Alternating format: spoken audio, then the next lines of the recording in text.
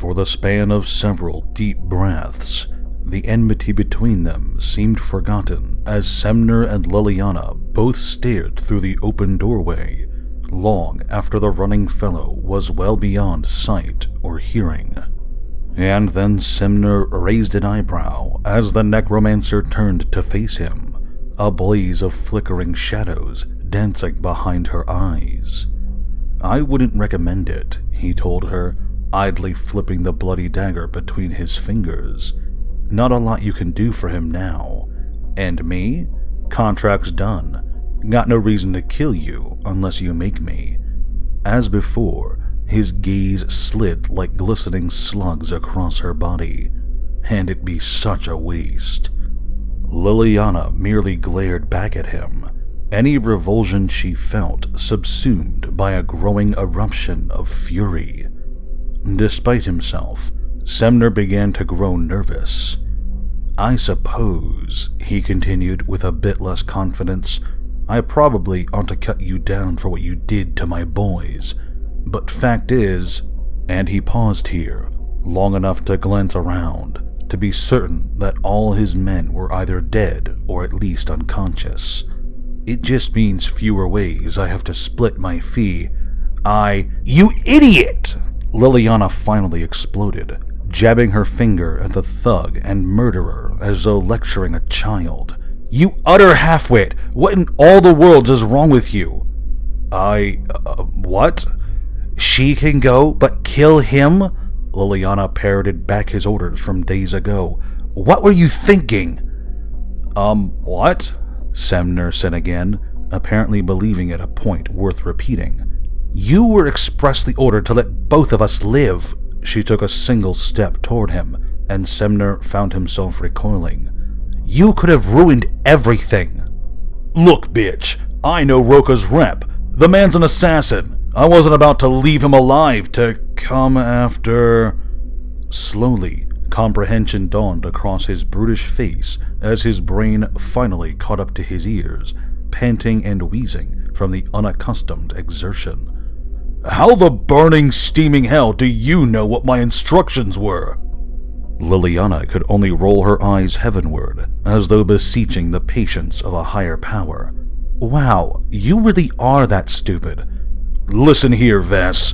"No, I mean it. It would take two of you to be any dumber." Any reluctance Semner had to killing her, outside the bounds of his contract, were evaporating like morning dew. "You've just got a smart comment for everything, don't you? If I walk over there and shove this dagger through your skull, you think you'll have a clever answer for that?" "In this scenario, I'd pretty much be dead, wouldn't I?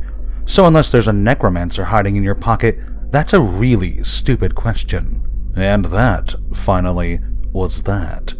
Semner ceased spinning the dagger, allowing it to come to rest, pointing directly at Liliana's face. "What I said about killing you being a waste? Nah, I'm gonna cut the best parts off of you and take them with me.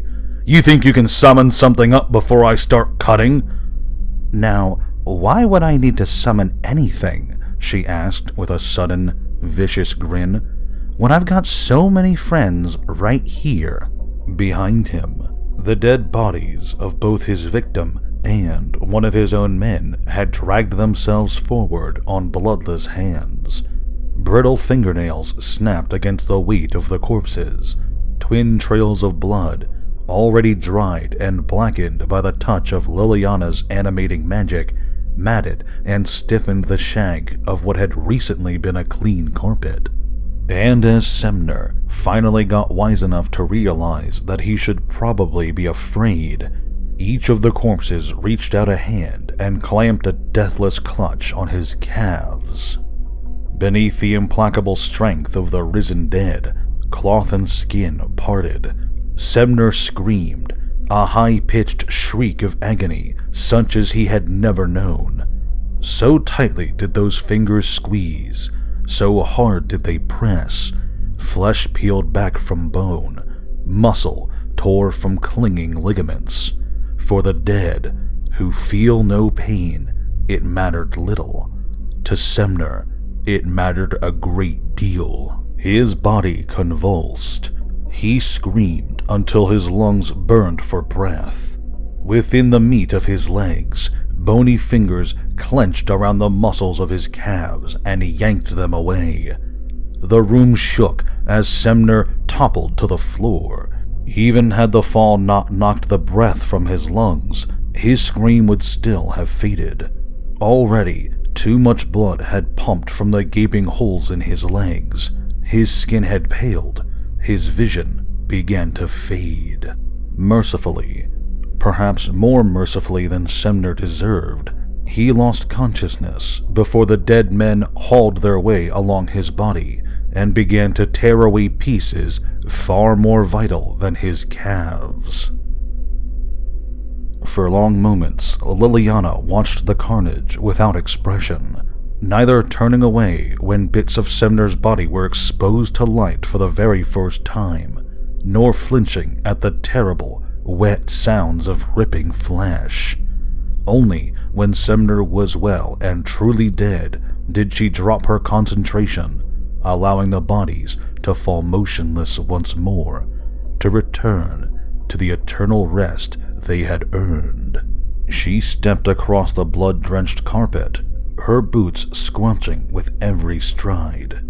Gently, she knelt beside the body of Callist, the real Callist, not the man with whom she'd spent so many months, complicit in his efforts to deceive himself, and squeezed his shoulder.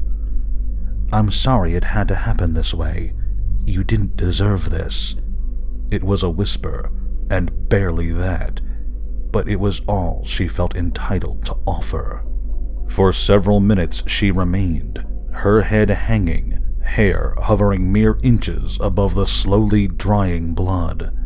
She wanted, if only briefly, to abandon the whole endeavor, to fly from the room and down the stairs, to find Jace, to ensure she hadn't harmed him with the soul-numbing magic that had knocked him flat in the doorway, to comfort and to hold him during what could only be a terrifying, horribly painful time. But she did none of these things. Instead, she rose to her feet and turned to face the darkest corner of the room, the magic already flowing through her. Perhaps when all this was over, assuming they were victorious, assuming Jace survived, she might find a way to make it up to him, but not now. "Find him," she ordered. "He can't have gone far, but stay out of sight. Let me know if it looks like he's not going to recover. Otherwise, just ensure nothing happens to him until he returns." The darkness seemed to nod once, to blink with faintly glowing eyes, and was gone, leaving Liliana alone with the dead. Thank you very much for watching this video. If you enjoyed, please consider leaving a like or sharing this video with your friends. If you subscribe to my channel and hit the notification bell, you'll be alerted whenever I upload new videos. If you have a topic you'd like me to discuss, feel free to let me know in the comments section below. Finally, if you'd like to support me directly, well, I've created a Patreon for this channel. If you like what I do and want to help me out, go check it out. A link to it will be in the description below. Thanks again, and have a great day.